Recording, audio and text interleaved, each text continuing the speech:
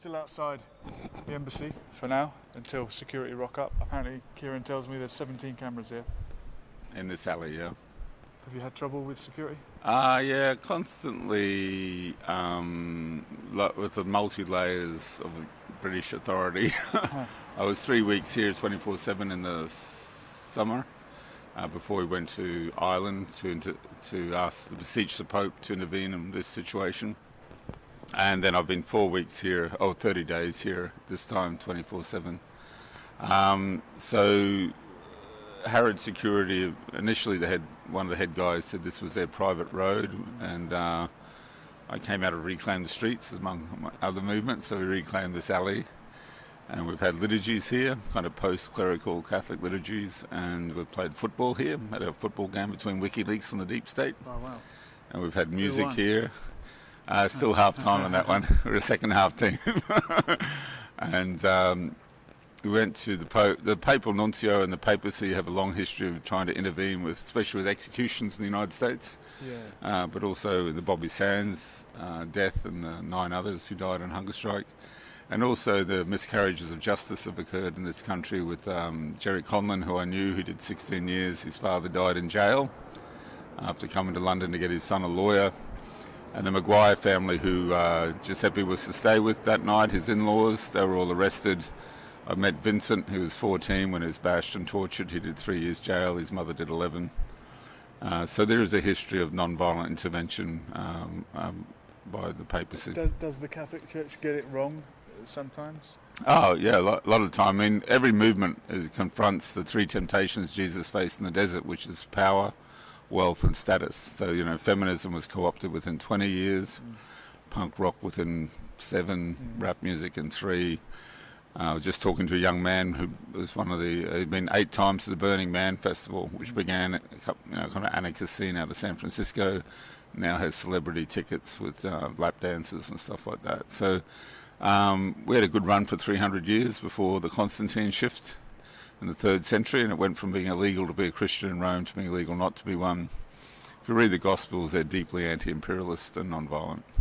Of course, but you mentioned Bobby Sands, and it sticks in my mind that the church said to allow yourself to die when you could save your own life is to commit suicide and is sinful. And Sands said in that case Christ himself committed suicide. Yeah, well, no, the Pope did send Bobby rosary beads, which I think was a dog whistle to say you'd be buried in consecrated ground. We know this is not suicide. And I heard that from the guy who wrote 10 Men Dead in a speech at the UN in New York in the early 90s. I mean, I come from that tradition. I come from Irish republicanism. My grandfather was in jail in Athlone, the garrison, accused of killing a British soldier. Uncles and cousins have been involved in that tradition. So at 17 I broke from that when I realised that Jesus was a pacifist. If he taught us anything on the cross, he taught us how to die rather than how to kill, how to suffer rather than to cause suffering, and an anarchist in the sense that the crowd wanted him to be king. He refused that, saying his kingdom was voluntary. And the church is a voluntary organisation. There's 1.2 billion Catholics. Someone's often remarked that the Catholics and the Jews are the only ones who don't proactively recruit. Funny that. And so there's basically 1 billion Indians, 1 billion Chinese, 2 billion Muslims, and 1.2 billion Catholics. The country we're in is post-Christian, post-belief. For the last 25 years, there's more practicing Muslims than Christians in this country. Roughly 1 million people go to the Church of England regularly. They're mostly English. Roughly 1 million go to Roman Catholic churches. They're mostly not English. They're old Irish guys, people Afro-Caribbean, Polish. From the French colonies, the Polish, So, is Julian Assange a man of faith? Do you know? I don't think he's hostile to faith. No, I mean, his father, who's visiting him at the moment, is a big kind of Catholic family of 10 from Tamworth in New South Wales, which is the country and western capital of Australia. Okay. So, no, Julian's quite non-specific, I think, on that front. But he's very much a product of literally a product of the anti-Vietnam War movement. His parents met at an anti-Vietnam demonstration. He grew up in the anti-nuclear movement. He got in trouble when he was 17, accused of hacking and releasing a worm in the Pentagon computer system, and was charged with 36 offences in Melbourne in his early 20s. He had a child when he was 17 and raised that child as a single parent throughout the 90s. The first time we worked together was in 2000 at the World Economic Forum in Melbourne. Okay. And he starts WikiLeaks in 2006. So in 2006, he starts WikiLeaks. I get acquitted of $2.5 million criminal damage with 4 other people. We non-violently disabled a US warplane en route to Iraq through Shannon Airport. And my godson, Ben Griffin, was deployed with the British SAS in Iraq, kidnapping any male from 15 to 65, bringing them back to Baghdad and under American command. And the Americans would go down the line, pick who they wanted. Who they didn't want went to Abu Ghraib. Abu Ghraib was minimum security. Who they wanted they tortured, and some they killed. So he came to the conclusion, not as a Catholic or a hippie, without any contact with the anti-war movement, he came to the conclusion that he was not a Nazi and that he shouldn't serve under American command. So he went back to Hereford, told his commanding officer that, and was released. And then he spoke out against the war, and they dragged him to the High Court, put a lifetime injunction on him.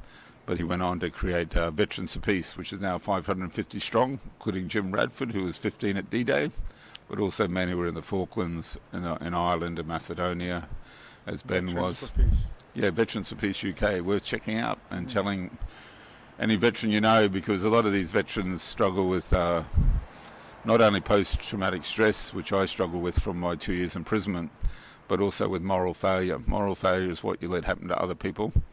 And a theme for them really is atonement.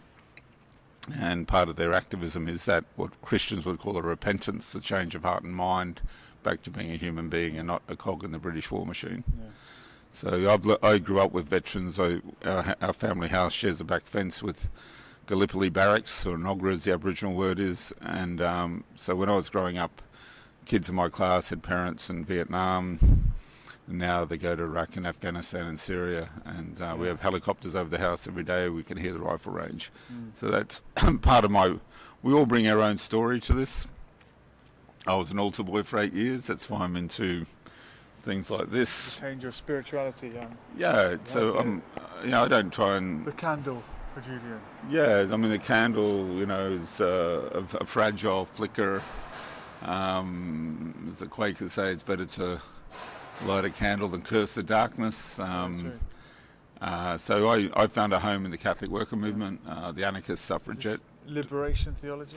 Well, it's a response. Ched Myers, a theologian we're into mostly, he says out of the third world, which is oppressed by the global empire, comes a theology of liberation. But at the centre of empire, London, Brisbane, New York, whether we like it or not, are entitled by the empire.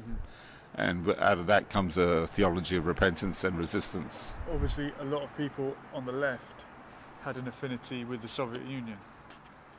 But the Catholic Church and John Paul II were crucial in getting rid of it. Right? Well, in Britain, the CPGB, the Communist Party of Great Britain, never broke with the Soviet Union. In Australia, the Communist Party split with the invasion of Czechoslovakia in '68. So it's a much more autonomous Communist Party in Australia.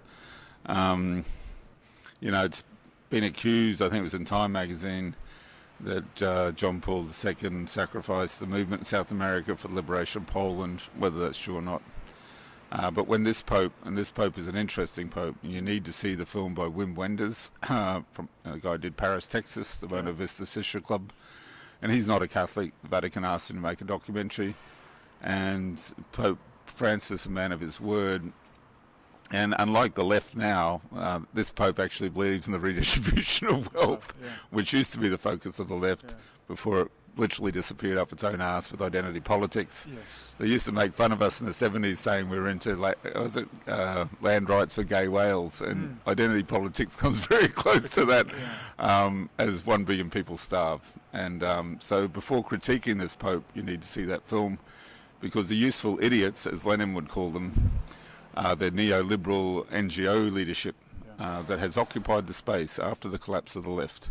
They've colonised that space, and the last thing they are is non-government organisations. They're there to control dissent. So as I slept under cardboard the other night, I was awoken by 2 men He said they were from the St Mungo's homeless outreach team. And I said, well, you've got the wrong address. I'm not homeless.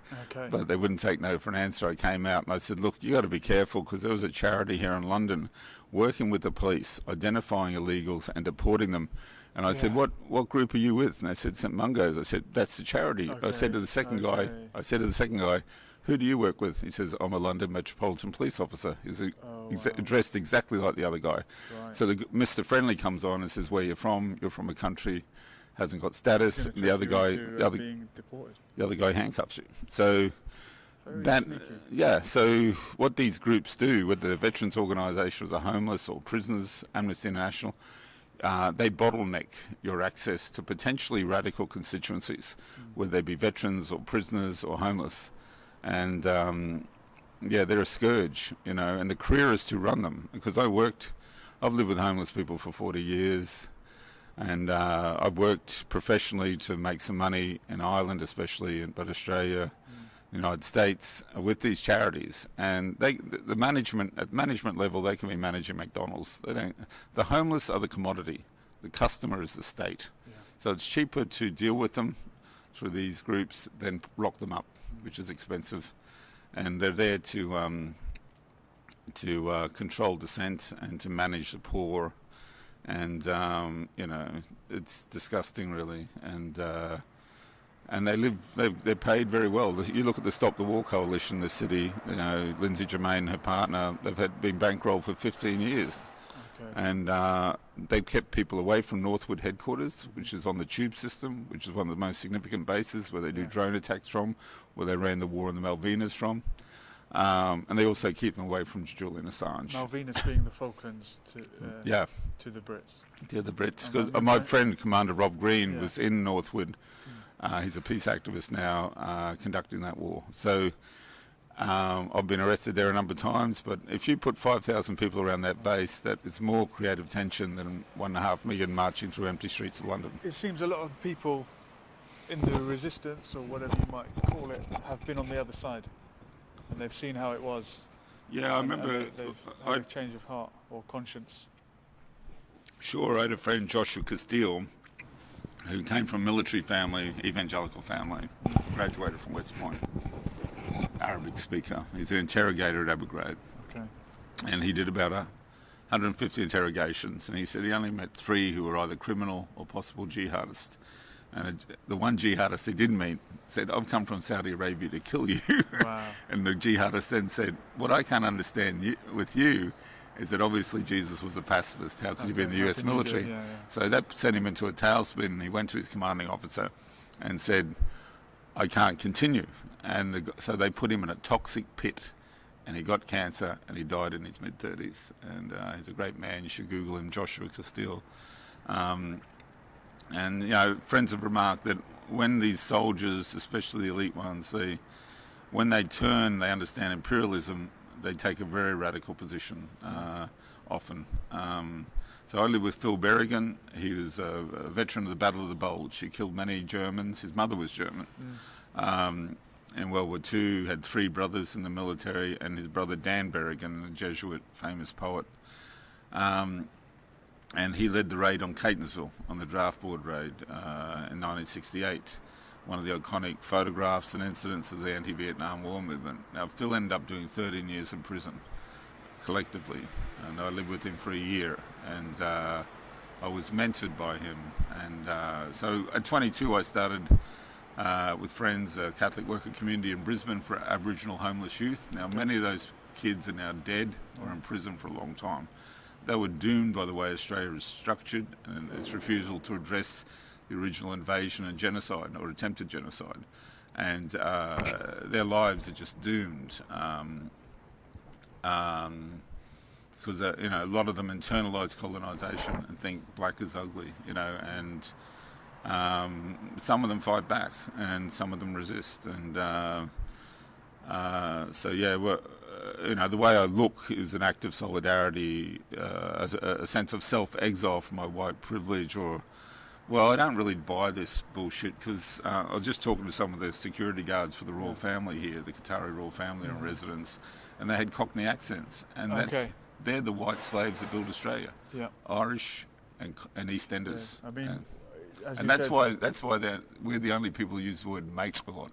Okay. And I think it's a shipping term: first mate, second mate. Yeah. You're probably right. As they got off the ship. Yeah. And the term kangaroo court is not used in Australia. It's an East End term because when they needed more white slaves, they'd have a kangaroo court round them up, and they're off to Australia. So obviously there is white privilege in certain areas, but that doesn't negate the fact that white people have been oppressed.